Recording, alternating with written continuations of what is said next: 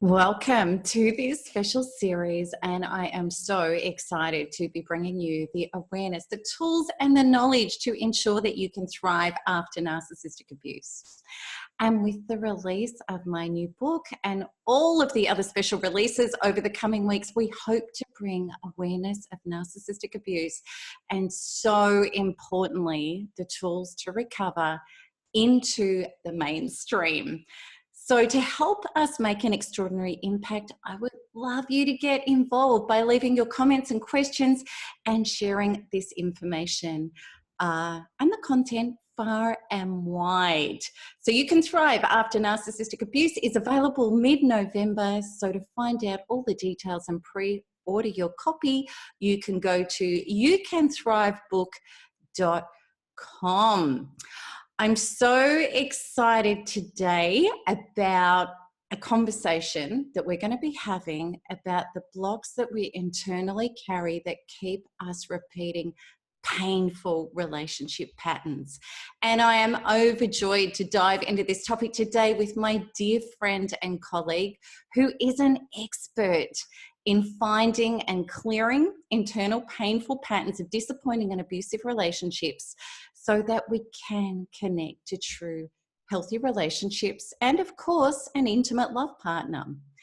So my dear friend and colleague is Catherine Woodward Thomas, and she is the author of the New York Times bestseller, Conscious Uncoupling: 5 Steps to Living Happily Ever After, which was nominated for a Books for Better Life Award, and the national bestseller, which so many of us love and know, which is Calling in the One, 7 Weeks to Attract the Love of Your Life. Catherine is a licensed marriage and family therapist and a teacher to thousands from all the corners of the world in her virtual learning communities. And to date, she has trained and credentialed hundreds of people as certified conscious uncoupling coaches and Calling in the One coaches, and many people in my community have connected to her work and her coaching and just love it. And I can't express to this and other communities how much I love and adore and recommend Catherine's work because of her passion to help evolve the world into conscious relationships and her fierce tenderness and succinct deliveries are very unique and incredibly powerful and supportive. Catherine and I aligned some time ago, and what we both really rejoiced in was that we had many of the same philosophies about radical personal responsibility and becoming the change and healing to change our life.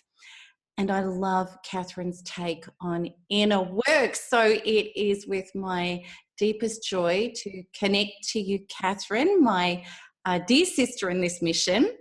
And today we are going to talk about such an important topic, which is how to reveal and heal the blocks that set you up for toxic relationships. So thank you, Catherine, for joining me, dear lady.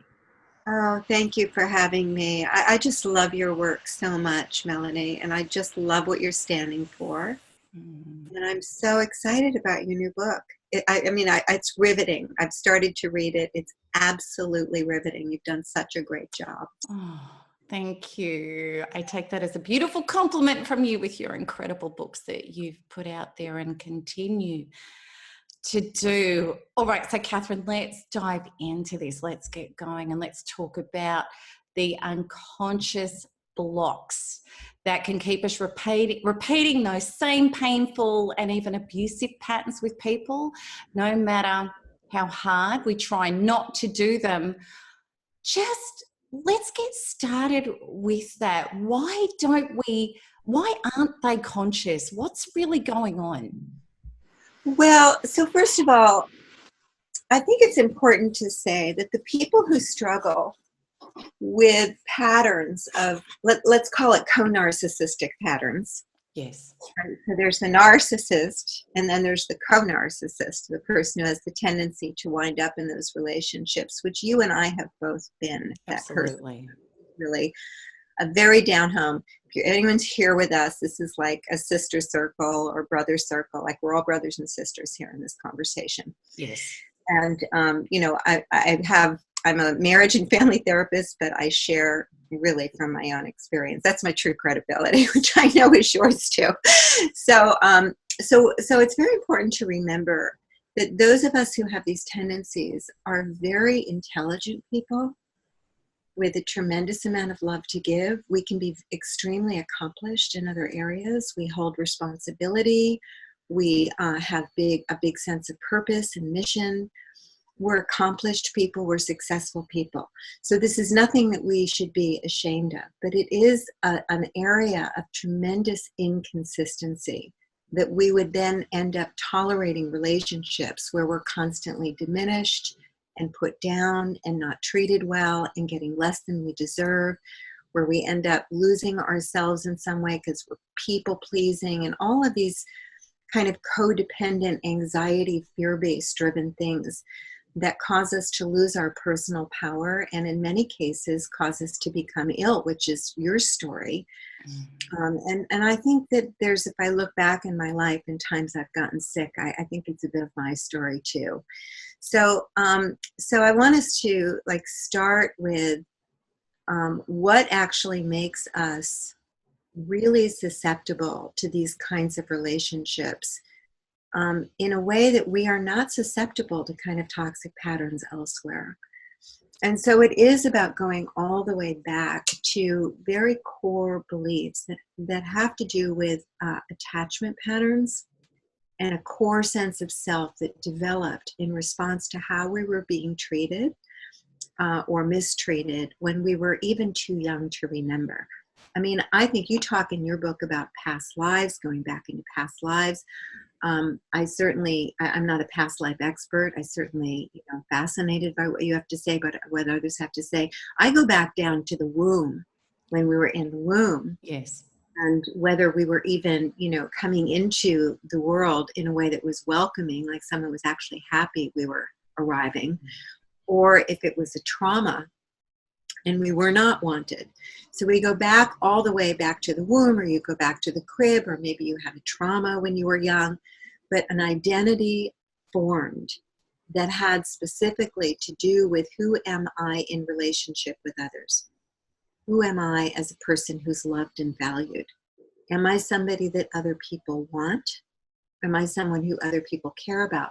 So there's a matrix of beliefs that really forms that core, we call it a false love identity, that has to do with my core sense of self, the conclusion I came to when I was too young to even know I was doing it, and when I anticipate that others are going to feel about me, and what I just assume about life, whether or not life is supporting me, whether I'm a person who's blessed in love or whether I'm a person who's cursed in love. And so what happens is, when we first start dating somebody, we're in our adult selves. Like we're in our competent selves, we're showing up and we're shining. But then as we start to get closer, we start to feel our normal dependency needs. And it's the normal dependency needs that kind of trigger us into these really deep-seated anxieties and insecurities. And I think you write pretty extensively about how when we're not giving something to ourselves that we need, those needs then become an in for somebody who is, who is unwell themselves and looking to create dependency and getting you to depend on them in a way that's unhealthy, so that they can kind of have their way with you. And I think that there's a vulnerability that's really at the core of really down to how we formed a sense of self as it relates to whether or not we're a person who's loved by others. I love how you describe that. It's very true. The illusion can be that we look at that person and they're hurting us because they're not being available, or they're criticizing, or they're rejecting, or they're abusing in some way. And we can really blame them, and feel very deeply victimized by this. I'd like you to talk a little bit about that and how we can take our power back from that place. it's the it's this it has to be the starting point. And what I always say to people is, look, if you feel that you were wronged and you feel victimized, I'm sure it's for good reason.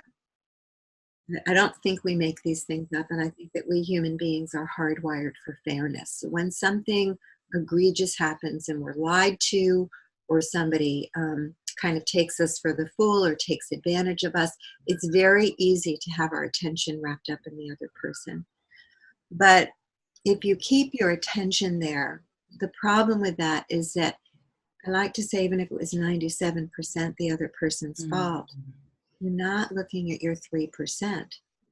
And the way forward in your life is in that 3%. So it might be, something, your 3% might be covert. It might be just like, I skipped the red flags, or they got in from flattery and I got, or I got taken by the charisma because my life is, so, I keep my life small. And so I gained a sense of confidence by being with that person. It might be that I didn't listen to my inner knowing. I didn't ask the questions that I was actually curious about because I didn't want to upset the apple cart.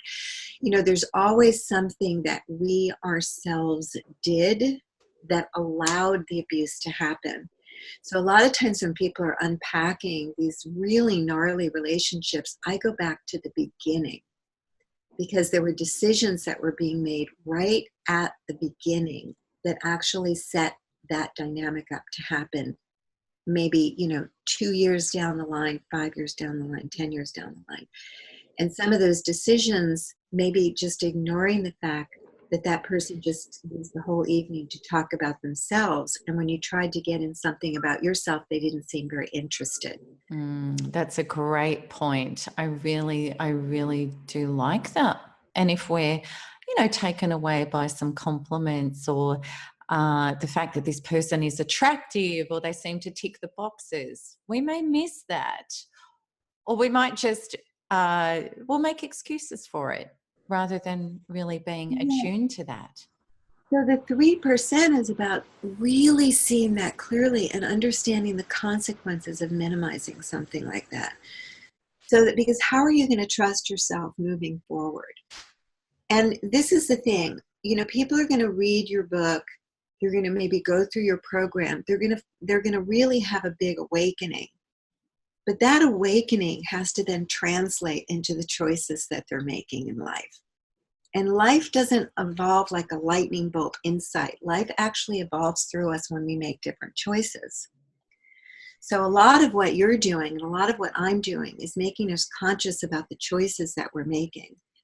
So just going back to that, because ultimately the choice needs to be, when you wake up the next morning and you realize on your first date that person only talked about themselves, you realize that and you go, oh, wow, that's really disappointing because I felt chemistry. I felt excited. That person has everything on my checklist, Yeah. and how disappointing to see it. And then the first place you're going to want to go is you're going to want to negotiate that to do something different. But you're going to have to say, you know what, for my 3%, my promise to myself is I'm only going to invest my time in people who seem really interested in me too.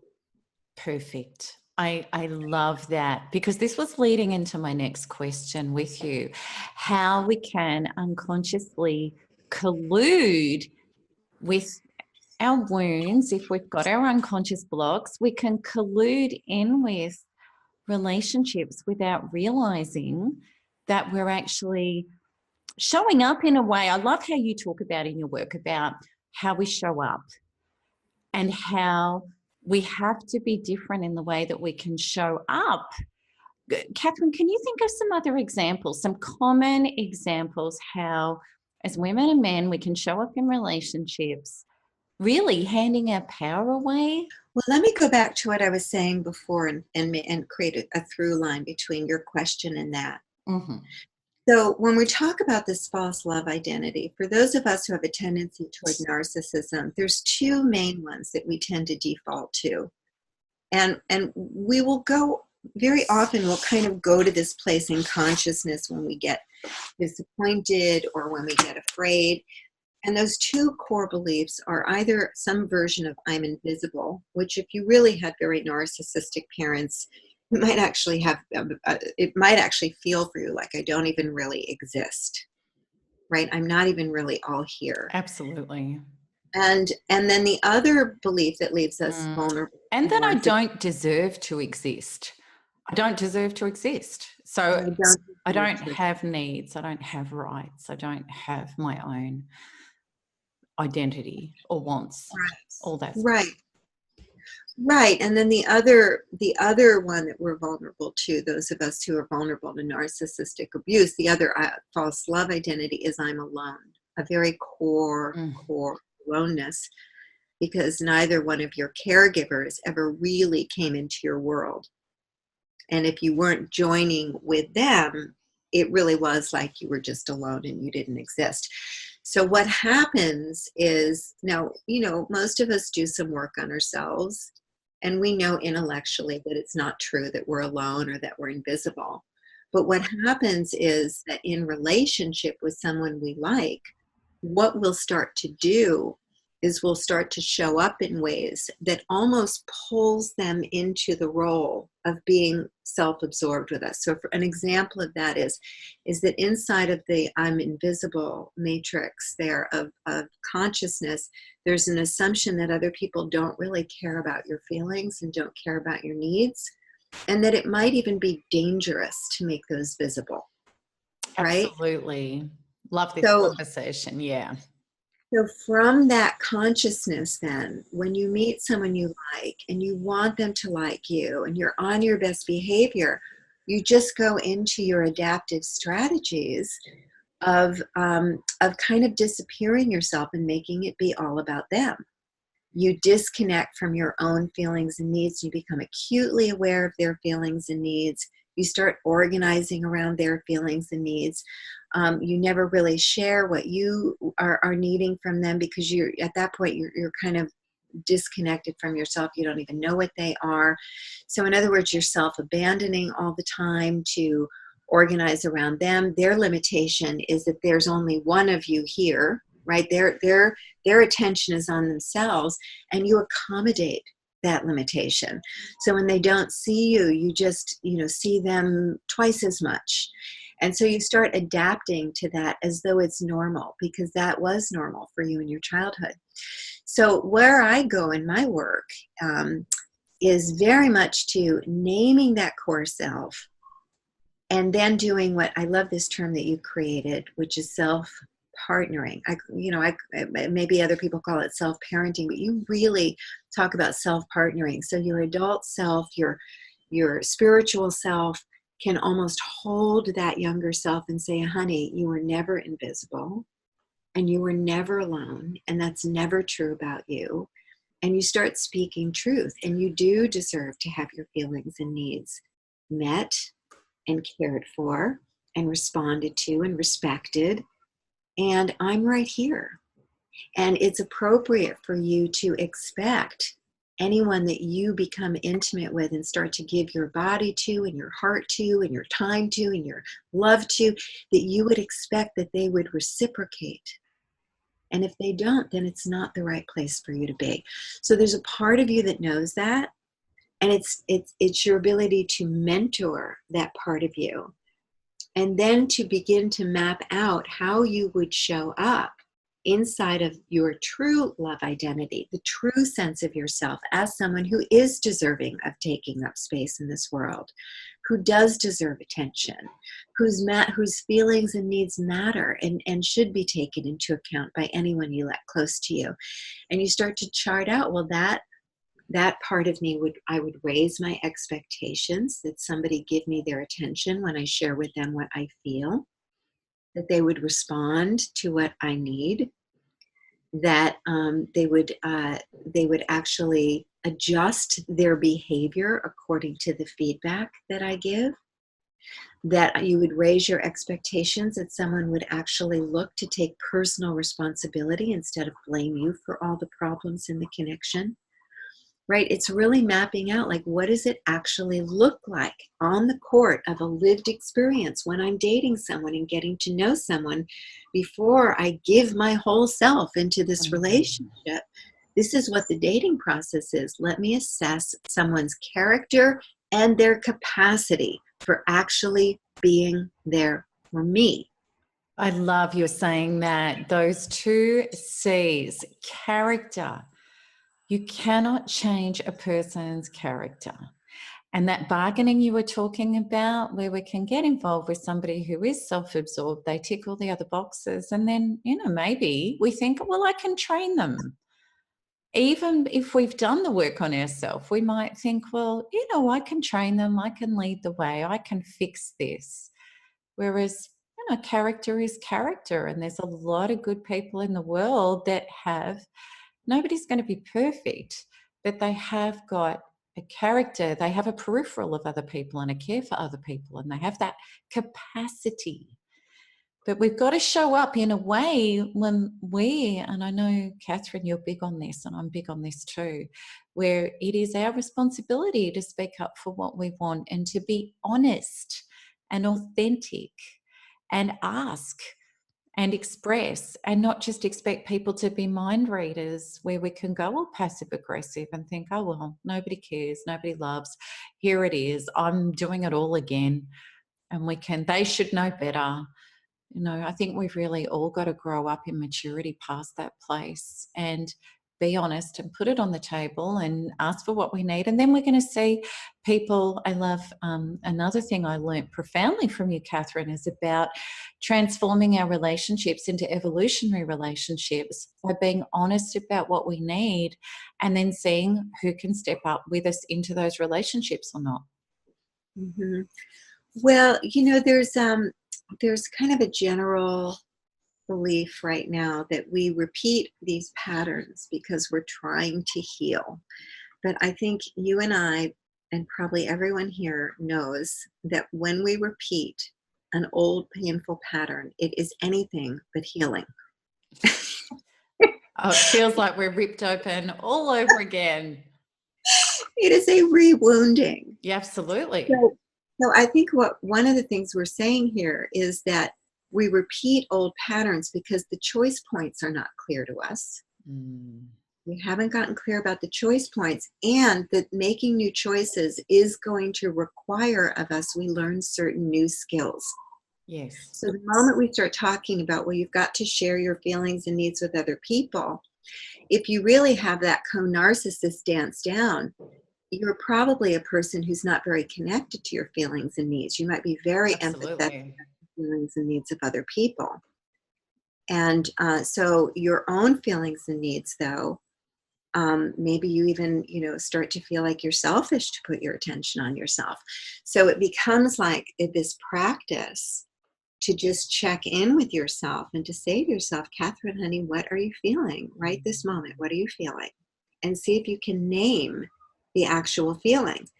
And a lot of us get confused with we confuse our thoughts with our feelings. We say, well, I'm feeling that he's a bit of an idiot, which is a thought, as opposed to, well, I'm feeling a little humiliated. Absolutely. Actually, I'm feeling a little frightened. I'm feeling a little angry. So we want to start to learn how to actually give language to our feelings and give language to our needs. If you just check in throughout the day to yourself, you say, what are you needing now? Oh, I'm hungry. I actually need to eat something. Oh, I'm needing greater clarity. I'm needing to understand the ground rules in this relationship. I'm needing my feelings to be tended to, first by myself and then by another. I'm needing more clarity. I'm needing an agreement.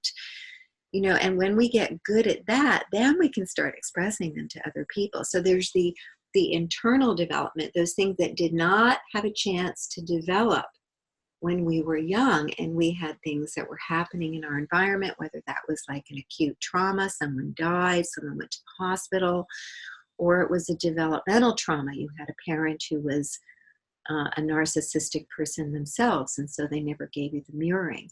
So we have to go back and do that inner skill building. We have to learn how to mirror ourselves and how to honor ourselves. And then we also have to learn how to do that in our relationship with others. And it's fine to be a beginner. You know, and whenever people get intimidated by this form of it, I say, look, there's just a handful of core skills that we need to have good relationships in life.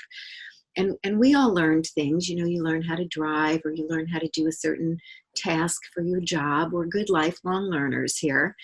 And isn't it easier just to figure out what those tasks are and then just set about learning them than, you know, going through the trauma of having, you know, relational trauma after relational trauma Oh after gosh, trauma, absolutely. you know? Oh, it's so true. And we've got to get into our bodies. That's, for me, was the biggest journey with narcissistic abuse recovery, was to get out of my head and into my body and self-partnered.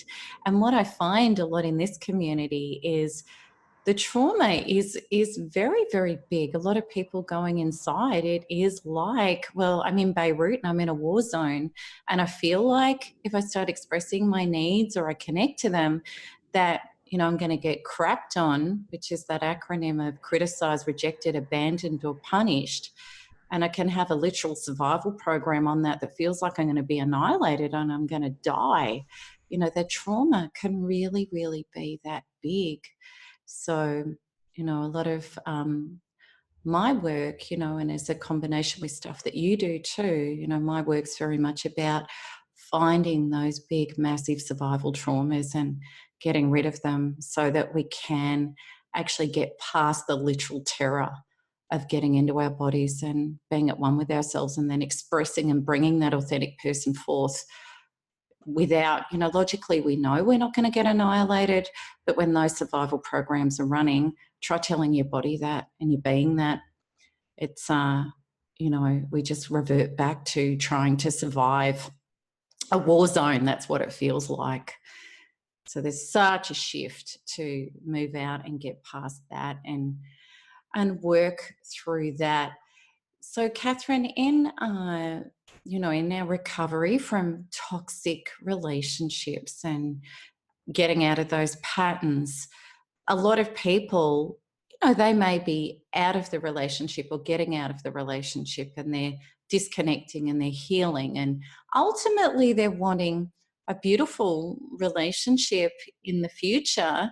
And, you know, we both do a lot of work on the intimate partner relationship stuff, and that's your specialty. I'd like you to talk a little bit about how you can start working with the existing relationships in your life to start building up that skill set and Oh, changing your pattern. that's a wonderful question. Um, so in Calling in the One, we have one of the inner obstacles to love that we talk about is toxic ties. And a toxic tie, I define it as any relationship where you're losing personal power. You show up as a dimmed down version of yourself. You find yourself in no-win situations with that person. And you just feel like a lesser version of yourself. You feel a little held hostage in the relationship, and it's characterized by what Dr. Susan Forward calls fog, which is fear, obligation, and guilt. Perfect. So it's very important in your empowerment journey, and certainly if people are committed to having a healthy relationship, you do have to start where you are. Bloom where planted, as the saying goes. So one of the things that we all have a tendency to do is we will make the other person bad and wrong. We'll say, well, that person's toxic. I'm not going to talk to them anymore. I'm going to get rid of that person. Well, sometimes people are hard to get rid of, quote unquote. It might be your sister or your boss or your mother. So, and also I have a belief that it's best to evolve relationships to a healthier place than to just try and get rid of people. Because when you get rid of people, what you're essentially saying is that the breakdown in our relationship is them, and I had nothing to do with it. And usually if you look at a toxic tie dynamic, you can also see that that's co-created. So you have to start to ask yourself there too, what am I giving my power? How am I giving my power away? what truth have I not been telling in this relationship, and what's motivating me to not tell the truth? And what boundary am I not setting, and what's motivating me to not set this boundary? Well, usually it's going to be that I'm afraid that that person's going to, attack me, or what was criticize, reject, Abandon and punish. So I'm afraid that I'm going to get the crap if I do those things. So basically, if you take full self-responsibility, what you see is that you are the one who has lacked courage to do right by yourself in that relationship, that you have been like slicing off a sliver of your soul at a time because you've been so afraid that someone is going to do one of these horrible things to you. So one of the things I tell people to do is to just actually take responsibility for that. When you go to set a boundary, you have the courage to set a boundary because you're really committed to your health. Hang on one second.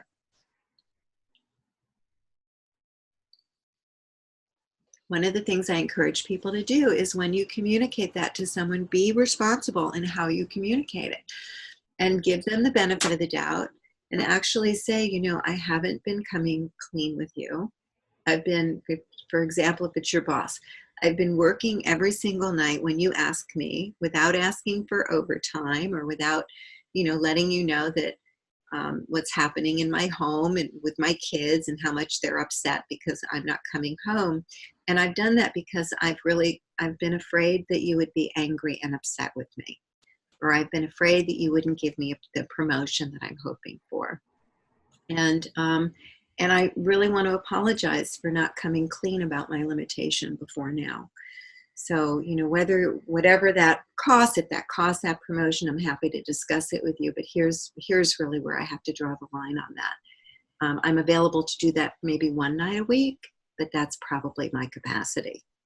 And if you need more help, then maybe we need to hire someone else for additional help. Like you have to say that, as opposed to walking in and saying, you're such an abusive boss. I'm not taking it anymore. You're toxic. I don't know if we'd speak to our boss like that, but I hope you get the point where I'm just saying, like, when you take personal responsibility, you're taking it for your lack of courage or how you've been the one people pleasing. You were afraid of someone being upset with you. And that you can even say to someone, I'm sorry that I've underestimated you like that. Because the truth is, I don't actually know how you're going to respond.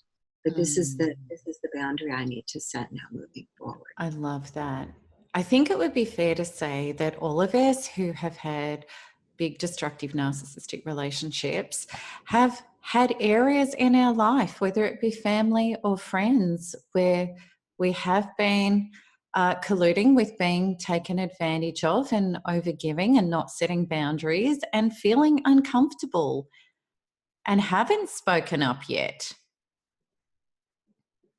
And but I would really like to, so there's got to be a line though, that doesn't there, Catherine? Because I know when we're hooked in and we're addicted to a narcissist or somebody who is toxic or pathological or even highly abusive, that is not good for our health, we might be tempted to keep going in and keep speaking our truth. And I know how many people in the community, I did it too, said, well, if I just heal and I just up level a bit more and I get a bit more conscious and authentic, I'll be able to handle this relationship.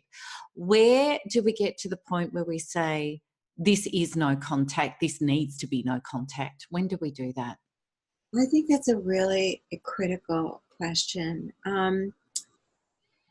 If you're able to do this once or twice, and the other person cannot up-level their behavior, I would suggest that you need to step back and not participate in the relationship anymore. That there has to be consequences. And it's interesting because people want to borrow against that all the time, because particularly if we have had a sexual relationship, we get addicted and we want to do anything to keep it. Absolutely. And that's where you have to go into no contact. If somebody cannot up level, I do like giving someone one chance. If you're in a relationship, well, if you're out of it, you're out of it. But if you're in a relationship with someone who's narcissistic, you want to give it a shot, change your own dance steps. Dynamics can only really continue when when both people are actually doing those dance steps. So they might be an unhealthy person, but you might be unhealthy with them. I think, I think that it's not so much that we get upset with toxic people for being toxic. We get upset because we're toxic in those toxic relationships with those people who are toxic. So if you stop being toxic, but here's the thing, if you really stop being toxic and you make a commitment to your health, you'll actually want to get away from that person because you're not interested anymore. One of the things that's very true. That's so true. One of the things that happens, you can actually shift who you are attracted to. And ideally, the healthy place that we get to is we literally lose interest in someone who's unwell. It doesn't anymore. That's what we're aspiring to, right? So if you have a no contact, the goal is you take on a commitment to be the version of yourself. A lot of times we stay in relationships because we think that's the most perfect person for us in this lifetime. And what I say to people is, well, at this level of your development, you might be right. Yes. So you actually have to outgrow who you have been being and become a healthier version of yourself, such that you would look back on this person and no longer be interested in them. That's the goal. Catherine, to me, it's when we develop ourselves, we've become somebody who does healthy eating as a lifestyle, and we wouldn't consider going through the fast food outlet to get a greasy hamburger anymore. Yeah, it's not even attractive. No. And we know it makes us feel sick. But when you were addicted to the hamburgers, you couldn't get enough of them. Correct. You really do have to detox. So you're talking about the no contact as a detox to get the drug out of your system. Absolutely. And to develop and heal your inner identity at a level that you're just not a match for, any more of your old painful program anymore. That person becomes completely unattractive to you and not even interesting. Yeah. And I think it's important for us to remind people that that's not just possible, that's probable. If you actually from the inside out. It most definitely. And it's not just a thing that we can logically decide to do. When people just say, well, I'm over it. I'm over that person defensively, and we know that they haven't embodied that actual transformation yet. It really is that inner work and that reclaiming and reparenting and reprogramming of what we've needed to heal within. And then, we just don't like greasy hamburgers anymore at all. Right. Well, and there's a particular flavor to narcissism that really does become uninteresting. When you begin to awaken to how sweet it is to have two people in the room as opposed to one person. Oh, yes. How lovely it is to really get to know somebody who's interested in getting to know you, and to kind of enter into that realm of what we call secure attachment, where people honor each other's needs and they recognize that the responsibility of being in an intimate relationship is the caring for each other's needs, that there are healthy needs that we all have as adults. And it's the reclamation of these healthy needs is something that is really important to us and really matters. And it's beautiful. And I love it how when we realize that we used to think that people are going to treat us the way we treat them, but it's actually, we're training people how to treat us also by how we treat ourselves. So it's our capacity to care for ourselves and be full, and then care for others in healthy ways, rather than the old codependent styles that we did, which was about, well, if I just look after all your needs, then I'll get something back. We've had to grow beyond that. In healthy ways. Well, Catherine, this has been an amazing conversation, and I think we'll close it down there. And, I love your work. I've had the absolute joy of connecting with you in quite a few ways, and I know we're going to continue to do that. So thank you so much for what you're doing in the world, and I'm really honoured that you joined me in this interview today. Thank you so much. And I hope everyone reads your book and just kind of avails themselves of the wealth of wisdom and freedom that are contained in the pages. It's an honor to just be a part of celebrating this accomplishment with you. Thank you so much. And everybody that has been watching this interview, I hope you found it insightful and inspiring, and that you got, quite a few takeaways from this. And if you enjoyed this interview, please leave your thoughts and your comments and your questions, so that we can have a really rich and amazing discussion about it. And please know that You Can Thrive After Narcissistic Abuse is available for pre-order now. All you have to do is you can go to youkanthrivebook.com. And I really want to thank everybody's courage and commitment to your development and your growth, beyond painful relationship patterns, to show up and have the courage to lean inwards and look at this stuff, because this is the hero and heroine's journey that we're all doing together. So thank you, everybody, and so much love to you. Bye-bye.